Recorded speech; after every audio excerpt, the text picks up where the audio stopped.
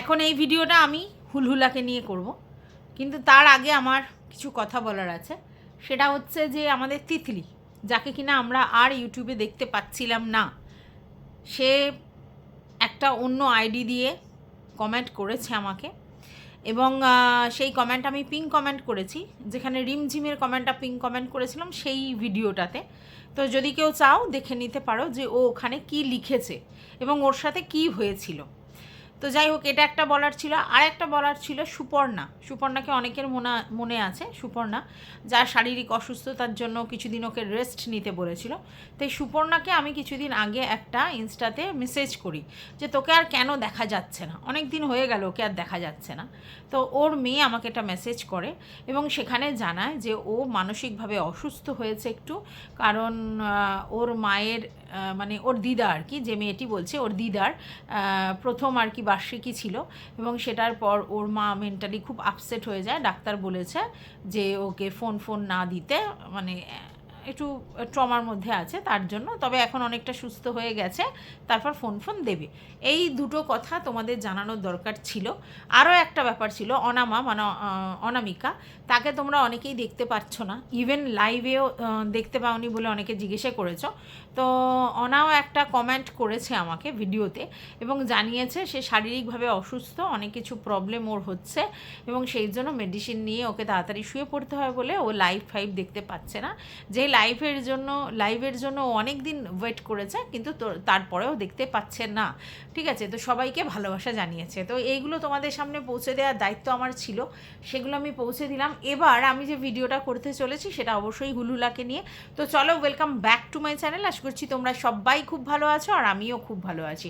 না, আমি প্রথমে একটা ক্ল্যাপ বাজাবো। ওয়েল ডান হুলুলা, তুমি ওয়েল ডান। আর তুমি অ্যাকচুয়ালি আমি না তাই ভেবেছিলাম একটা সময় যে একটা 21 এজের ছেলে এই ধরনের কাজ কি করে করতে পারে। এখন আমি বুঝতে পারছি তুমি তোমার বয়স অনুযায়ী কোয়াইট বেশি ম্যাচিওর, বুঝতে পেরেছো, এবং সেই জন্যই তুমি সেই জিনিসটা করেছিলে। আর আজকের ডেটে সেটার কিন্তু এফেক্ট তোমার লাইফে আছে। তুমি যে কন্ট্রোভার্সি কুইন, মানে কন্ট্রোভার্সি দেয় এমন কুইন ব্লগারের সঙ্গে মিশেছিলে, তার এফেক্টটা তুমি পুরোপুরি নিয়েছো এবং ইউটিউবে কিভাবে নিজেকে সারভাইভ করাতে হয় সেটা তুমি খুব ভালোভাবে জেনে গেছো। দেখো, তুমি ক্যামেরার পিছনে কাজ করা একজন লোক, সরি, কারণ তুমি নিজে বলেছো তুমি অ্যাসিস্ট্যান্ট ডিরেক্টর। তো আমরা জানি যে ডিরেক্টরকে অ্যাসিস্ট করে যে তিনি অ্যাসিস্ট্যান্ট ডিরেক্টর, তো তারা তো সবসময় ক্যামেরার পিছনে কাজ করে, তারা ডিরেকশান দেয়, তারা কিন্তু ফ্রন্টে আসে না। বাট তুমি ফ্রন্টে এসে যেভাবে নিজেকে প্রডিউস করছো হ্যাঁ ইউটিউব সোশ্যাল প্ল্যাটফর্মে, সেটা দেখে তোমাকে হ্যাটসঅ্যাপ বানতে হয়। কারণ তুমি জানো তোমার ব্লগিংয়ে অ্যাকচুয়ালি কিছু নেই, তোমার যে ব্লগিং কন্টেন্টে তোমার কিছু নেই। তাহলে তোমার যদি কন্টেন্ট ভালো না হয় অথচ তুমি পয়সা ইনকাম করতে চাও বা সারভাইভ করতে চাও খুব তাড়াতাড়ি, কুইক অ্যাকশন, তাহলে তোমাকে কি করতে হবে, কন্ট্রোভার্সির পন্থা অবলম্বন করতে হবে। এটা তুমি বুঝতে পেরেছো এবং তুমি বলেছো যে লাইফে কন্ট্রোভার্সি থাকবেই, আর কন্ট্রোভার্সি তো চলবেই, মানে কোনো ব্লগারকে নিয়ে কন্ট্রোভার্সি তো চলবে। তাই তোমাকে নিয়ে কন্ট্রোভার্সি হচ্ছে, তুমি সেটাকে খুব স্পোর্টিংলি নিয়েছো, কারণ তুমি জানো যে তোমাকে নিয়ে কন্ট্রোভার্সি হবে। কারণ অতীতে তুমি এমন একটা ঘটনা বা কেচ্চা কেলেঙ্কারির সঙ্গে জড়িয়েছিলে, তুমি যখনই আবার ক্যামেরার সামনে চলে আসবে সেই অতীতটা তোমার সঙ্গে সঙ্গে চলে আসবে, যতক্ষণ না তুমি তোমার লাইফে কোনো নতুনত্ব কিছু দেখাতে পারছো। আমি বলতে চাইছি যে পার্সোনালি কোনো নতুনত্ব কিছু দেখাতে চাইছো, ততক্ষণ এই জিনিসটা চলবে। তো তুমি সেইটাকেই এনক্যাশ করেছো। মানে কোনো জিনিস আমরা তো স্পোর্টিংলি নেওয়া, মানে কি কোনো একটা জিনিস তার কিন্তু ব্যাড এফেক্টও আছে, গুড এফেক্টও আছে। তো ব্যাড এফেক্টটাকেই কীভাবে গুড এফেক্টে তুমি পরিণত করতে পারো, তুমি সেটা করছো এবং সেটাকে ভীষণ স্পোর্টিং স্পিরিট নিয়ে করছো। এটার জন্য হ্যাটসঅ্যাপটা দিলাম, কারণ এত কম বয়সে 24 এজে এত ম্যাচুরিটি, এবং সেই জায়গা থেকে নিজের কোনো কন্টেন্ট না থাকা সত্ত্বেও এইভাবে চ্যানেল গ্রো করে পয়সা ইনকাম করা টোটালি একটা বড় খেলোয়াড়ের পরিচয়। ঠিক আছে, তো তুমি জানো যে আমাদের ইউটিউব সোশ্যাল মিডিয়ায় এই কন্ট্রোভার্সির জন্যে কে সিঁড়ি করলে, কাকে সিঁড়ি করলে, তুমি খুব তাড়াতাড়ি আরও বেশি কন্ট্রোভার্সির মধ্যে ঢুকে যাবে এবং প্রত্যেকটা কন্ট্রোভার্সি ক্রিয়েটার তোমাকে নিয়ে ভিডিও করবে। আর তুমি জানো প্রত্যেকটা কন্ট্রোভার্সি ক্রিয়েটার তোমাকে নিয়ে ভিডিও করলে আলটিমেটলি তোমার চ্যানেলে গ্রো হবে, যেটার জন্য তো তুমি কন্ট্রোভার্সি ক্রিয়েটারদেরকে এত অ্যাপ্রিসিয়েট করেছো বা তুমি কাউকে দিদি বলে সম্বোধন করেছো। না না, দিদি বলে সম্বোধন করাটা কোনো অন্যায় না এবং সেটা খুব ভালো জিনিস, কিন্তু তুমি ইচ্ছাকৃত করেছো। এবং অতীত যদি ঘাটা যায় তাহলে আমরা অনেককেই দেখেছি, যেমন টিনু, যেমন ব্যান্ডি, সবাই কিন্তু এই সিঁড়িতে পা রেখেই ছাদে ওঠার চেষ্টা করেছে। এটা কিন্তু মাথায় রেখো, কারণ কন্ট্রোভার্সি জোনে সবাই জানে ও একটা এমন ক্যারেক্টার, মানে এতটা নিজে কন্ট্রোভার্সিয়াল যে ও যদি ওকে নিয়ে যদি কোনো কথা হয় তাহলে তার সঙ্গে কন্ট্রোভার্সি জড়িয়ে যাবে। ঠিক আছে, তাহলে সেইখানে তুমি জানো যে ওকে এখন রেসপেক্ট শো করা, ঠিক আছে, এবং সেই রেসপেক্ট শো করলেই লোক সেটা নিয়ে কথা বলবে। এইবার তুমি রেসপেক্ট শো করতেই পারো, মানুষ মানুষকে রেসপেক্ট শো করবে না তো কী করবে, কিন্তু তুমি সেখানে কি বলেছো, টুক করে খেলে দিয়েছো। সেটা বলেছো যে তুমি রেসপেক্ট শো করেছো, একটা তো কারণ আছে, তোমাকে নাম ধরে ডেকেছে, যেটা অন্য কোনো কন্ট্রোভার্সি ক্রিয়েটাররা ডাকেনি। হ্যাঁ, সবাই তোমাকে হুল বলেছে, আমি আবার হুলহুলা রে হুলহুলা, তো যাই হোক ডেকেছে, তো তুমি সেটাকে অ্যাপ্রিসিয়েট করেছো। আরও বলেছো আরও অনেকগুলো কারণ আছে যেগুলো তুমি বলছো না এখন, ঠিক আছে, রেসপেক্ট করার কারণ আরও অনেকগুলো আছে যেগুলো বলছো না। আর এইটাই তুমি হিডেনলি খেলে গেছো, এই জায়গাটাই তুমি হিডেনলি খেলে গেছো, আর সেটাই তোমার জন্য একটা বিশাল বড় মাইনাস পয়েন্টটা প্লাস পয়েন্ট হয়ে গেছে। বাবা বাচ্চা, তুমি ভীষণ বিচ্ছু, ঠিক আছে, তোমার হাসি, তোমার চোখ মুখের এক্সপ্রেশন বলে দিচ্ছে যে তুমি আমি কে জিনিস, আমাকে চিনিস, এরকম টাইপের। তো যাই হোক, তুমি সেই সিঁড়িটাকেই ব্যবহার করেছো এবং তুমি জানো যে এরকম ধরনের একটা কথা দিয়ে যদি ভিডিও করি, দিদি বলে সম্বোধন করে এরকম প্লিজ এরকম, আর তারপরে রিকোয়েস্ট করি বা সেই নাম করি এবং এই রেসপেক্টের কথাটা বলি যে কিছু অন্য কারণও রেসপেক্ট করার আছে, তাহলে এবার কন্ট্রোভার্সি ক্রিয়েটাররা সেটা নিয়ে ভিডিও করবে। খুব খুব স্মার্ট গেম খেলেছো। আগের দিনও তুমি খুব ভালো স্মার্ট গেম খেলেছো। তুমি তোমার মেকআপ আর্টিস্টকে এমনভাবে তোমার স্ক্রিনে থাম্বনেলে দিয়েছো, তুমি জানো এটা দেখবার জন্য লোকে হুড়মুড়িয়ে পড়বে। তার কারণ তুমি তো জানো যে এখানে কন্ট্রোভার্সির মধ্যে মেন ব্যাপারটাই হচ্ছে কিউরিসিটি। ভিউয়ার্সদের যদি সেই ব্যাপারে কিউরিসিটি থাকে, কন্ট্রোভার্সি ক্রিয়েটাররা সেই ব্যাপারে কথা বলবে। আর তাই তুমি ইচ্ছা করে মেকআপ আর্টিস্টের ছবিটা দিয়ে তুমি ব্যাপারটা একটুখানি ক্লিকবেট খেলেছো, কিন্তু তুমিও খুব ভালো করে জানো, আর আমরা তো জানি, কারণ তুমি বলেছো যে পুজোর সময় তুমি ধামাকা দেবে, তাই এক্ষুনি তুমি সাসপেন্স দূর করে দেবে, তাহলে তো খেলা শেষ, তাহলে তো গেম ওভার হয়ে যাবে। তুমি জীবনেও গেম ওভার করবে না, কারণ তুমি তো এসেইছো গেম করবার জন্য, গেম করবার জন্য, এবং তোমার যে নেগেটিভ পাবলিসিটি সেটাকে কাজে লাগিয়ে তোমার চ্যানেল গ্রো করার জন্য, আলটিমেটলি টাকা ইনকাম করবার জন্য, পরিষ্কার কথা, টাকা ইনকাম করার জন্য। কিন্তু এই মুহূর্তে তোমার কাছে কিন্তু কোনো কন্টেন্ট নেই, ঠিক আছে, তুমি যেভাবে ভিডিও করছো সেখানে কি আছে, নিজের বক্তৃতা, এর সঙ্গে আলাপ, ওর সঙ্গে আলাপ, একে সাপোর্ট করতে পারো, ওকে সাপোর্ট করতে পারো, কোনো জায়গা দেখানো, তুমি শুটিংয়ে এই করছো, কে তোমার নায়ক, কে নায়িকা হতে চায়, তোমার কি কাস্টিংয়ের জন্য কাদের লাগবে, এই ধরনের কথা। এটা তো আর ব্লগিং নয়, ঠিক আছে। আর তুমি জানো, তুমি রেগুলার বেসিস যে ব্লগিংয়ের কথা লোক বলছে, পরিশ্রমের যে ব্লগিং, সেগুলো তো তুমি দেখাতে পারবে না।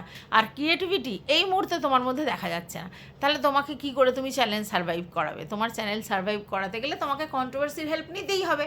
আর তুমি সেখানে স্মার্ট গেম খেলে দিয়েছো যে কার হেল্প নিতে হবে, কার হেল্প মানে তার নামটা বলতে হবে, তাকে সিঁড়ি হিসেবে একটা মানে জায়গা করতে হবে, করলেই দুমদাম করে কন্ট্রোভার্সিটা হবে আর আমার চ্যানেল গ্রো করবে। খুব সুন্দর প্ল্যান, এবং সেটা সুন্দরভাবে এক্সিকিউট করেছ।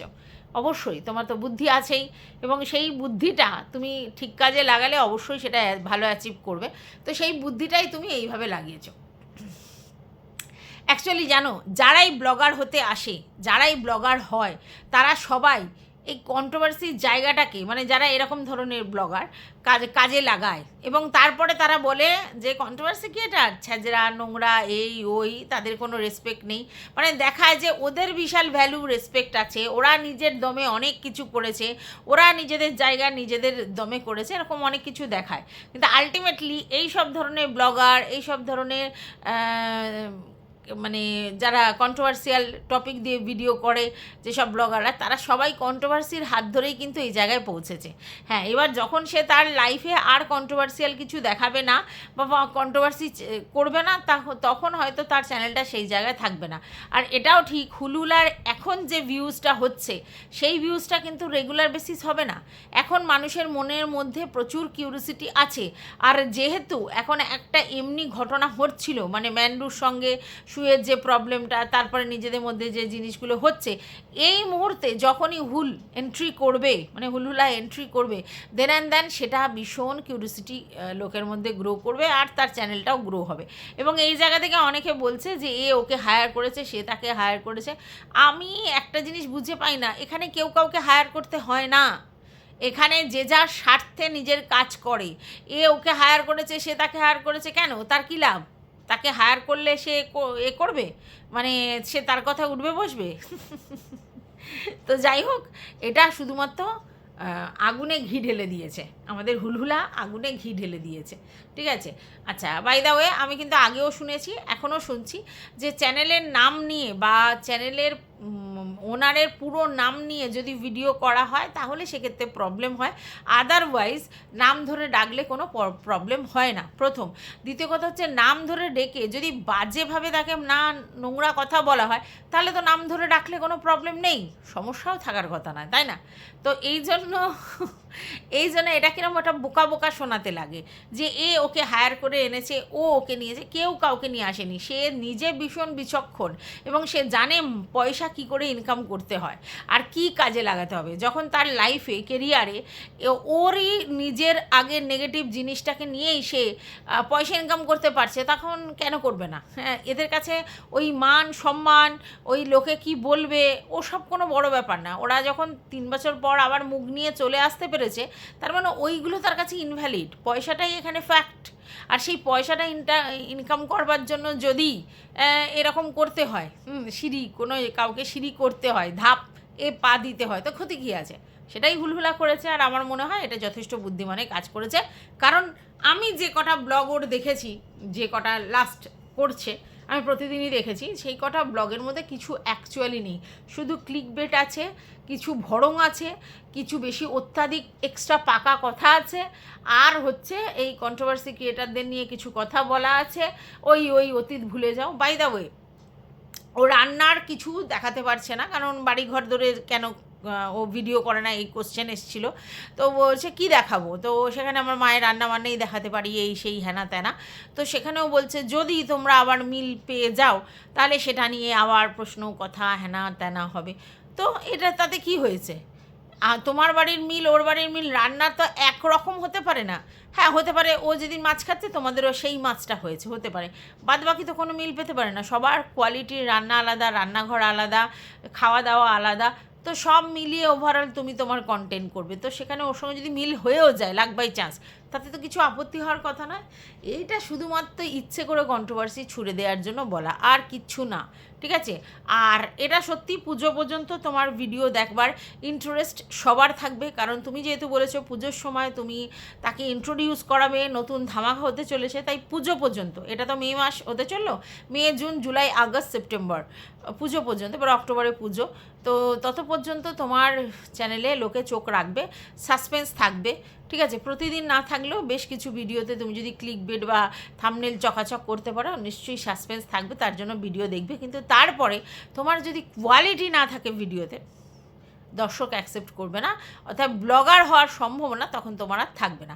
এবার তুমি যদি ভাবো যে না, আমি শর্ট টার্ম গেম খেলতে এসেছি, যে কদিন আমার মানে মুভি তৈরি না হয়, যে কদিন আমার ওই কাজ না সম্ভব হয়, ততদিন আমি ইনকাম করতে চাই, আর তার জন্য এই কন্ট্রোভার্সির মধ্যে আমি নিজেকে ইনভলভ করতে চাই, সেটা আলাদা কথা।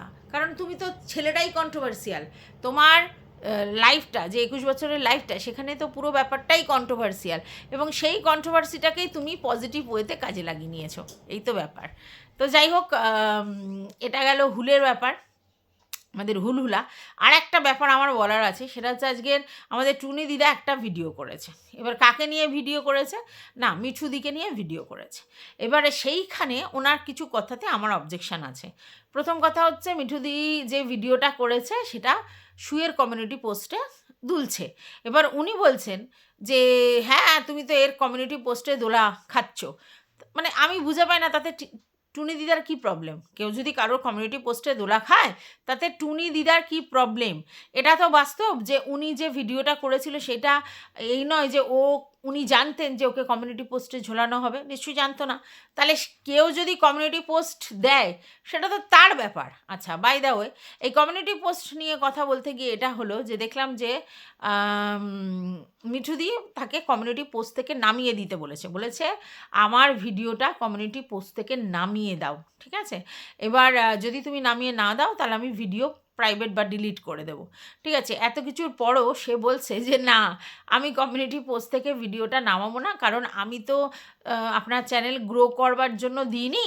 আমি আমার ইচ্ছে হয়েছে আমার দর্শকদের এটা বোঝানোর চেষ্টা করার জন্য যে কেউ অন্তত বলেছে যে যারা যারা মানে আর কি এইসব প্রাইভেট জিনিস এদিক ওদিক করেছে তারা অপরাধী। কেউ কেন, অনেকেই বলেছে, সবাই বুঝেছে যে তারা অপরাধ করেছে, তারাও ক্রাইম করেছে।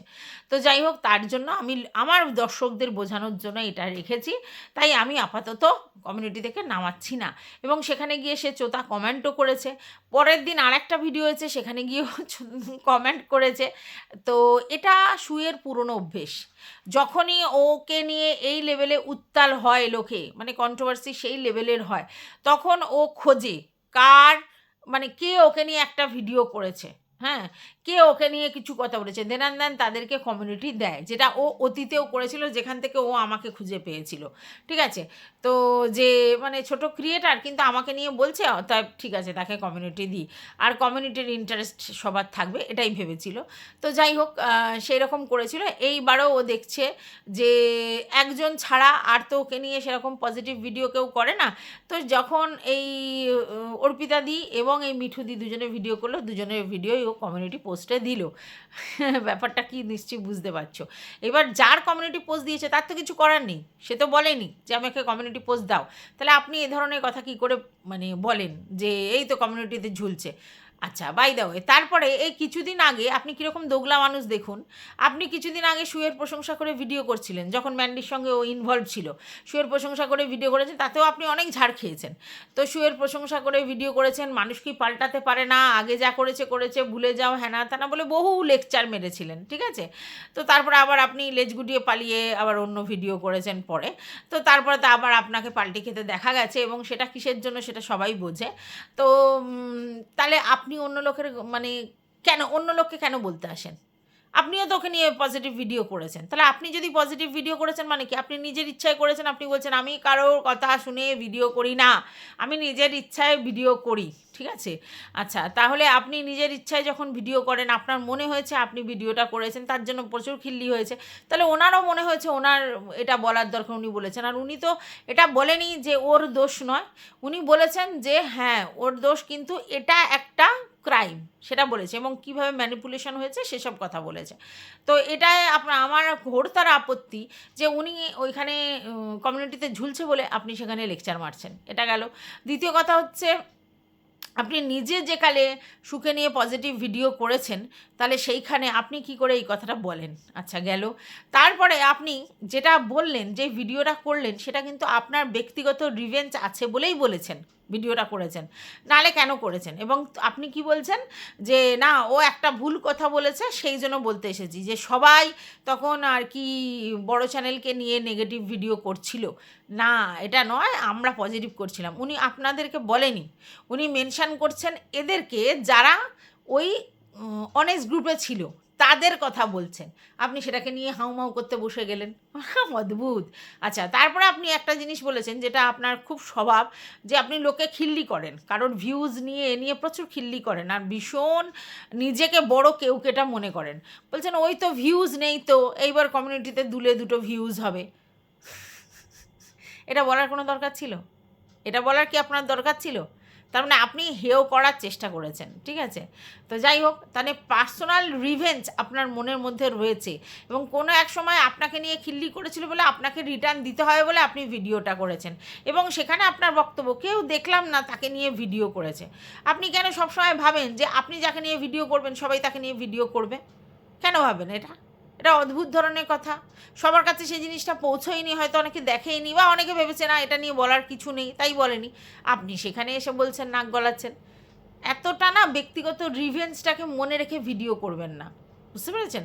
আপনারা এই যে নিজেদের মধ্যে মানে কথাবার্তা ভাব ভালোবাসা রাখবেন, ওর সঙ্গে যোগাযোগ করবেন, আপনারা দলবাজি লবিবাজি করবেন, তারপরে এসে তো কাউকে যখন পছন্দ হবে না তখন যখনই কিছু হবে তাকে নিয়ে ঝাড়তে বসে যাবেন। এটাই আপনাদের নেচার।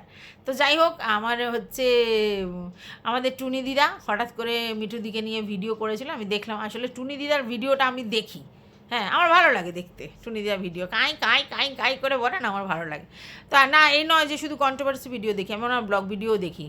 হ্যাঁ, তো যাই হোক, এবার আমি দেখছি, তখন দেখলাম এরকম একটা ভিডিও এলো, তাই আমার মনে হলো এটা বলার দরকার আছে, তাই বলতে এলাম। আচ্ছা, বাই দ্য ওয়ে, ওখানে শুনছি আমাকে কী সব কমেন্ট লিখছিল, কী বলেছে করেছে, আমি অতটা খেয়াল করিনি কী ব্যাপার হয়েছে না হয়েছে। তবে এটা বাস্তব যে দেখো, এটা তো সত্যি যে ইনি যে ভিডিওটা করেছেন, মানে মিঠুদির কথা বলছি, ইনি কাদেরকে নিয়ে করেছে? গুপ্তা ম্যাডাম এবং কৌ এদেরকে নিয়ে করেছে, যে এরা কিভাবে কি করেছে না করেছে সেটা নিয়ে বলেছে আর কি। তো এখানেও তো একটা ব্যাপার আছে, এই গুপ্তা ম্যাডাম কাদের সঙ্গে যোগাযোগ করার চেষ্টা করেছে? কাদের সঙ্গে? গুপ্তা ম্যাডাম কিন্তু আবার দীপ্তি দিদির সঙ্গে যোগাযোগ করার চেষ্টা করেছে এবং অতীতে একটা প্রবলেম হয়েছিল, সেটা হচ্ছে যে ওনার একটা ভিডিও ওই রিম্পু কমিউনিটি দিয়েছিল, তখন রিম্পু আর দীপ্তিদির মধ্যে একটা কিছু প্রবলেম হয়েছিল ওদের বড় চ্যানেলের ব্যাপারটা নিয়ে। তো সেখানে আবার রিম্পু সেইটা কমিউনিটি থেকে নামিয়ে দিয়েছিল, এই নিয়ে একটা কিছু প্রবলেম হয়েছিল তোমরা জানো। তো তাহলে এবার তারা আবার যোগাযোগ করছে কাদের সঙ্গে, তো সেই জায়গাটা আবার রিলেট হয়েছে এখানে। তো এটা বাস্তব, এই যে গুপ্তা কো এরা যে কাজটা করেছে অবশ্যই ক্রাইম করেছে এবং ক্রাইম করেছে বলেই তো তারা কোনো আইনি কারোর কাছে যেতে পারছে না। তাহলে কি করছে তারা? সেটা সোশ্যাল মিডিয়ায় নিয়ে আসছে এবং কন্ট্রোভার্সি ক্রিয়েটারদেরকে কাজে লাগিয়ে তাদেরকে মলেস্ট করা, মানে সেই মানুষকে মলেস্ট করার চেষ্টা করছে, ঠিক আছে? তো সেকেন্ড আমি ভিডিওটা ওই ব্যাপারে নিয়ে আসবো, যেখানে হাটের একটা লাইভ দেখেছি, অনেক কিছু উঠে এসেছে সেই জায়গা থেকে, তো সেই ব্যাপারে অবশ্যই কথা বলবো। তার আগে এই ভিডিওটা আমার করার প্রয়োজন ছিল, তাই এই ভিডিওটা এখন করে ছেড়ে দিচ্ছি। টাটা।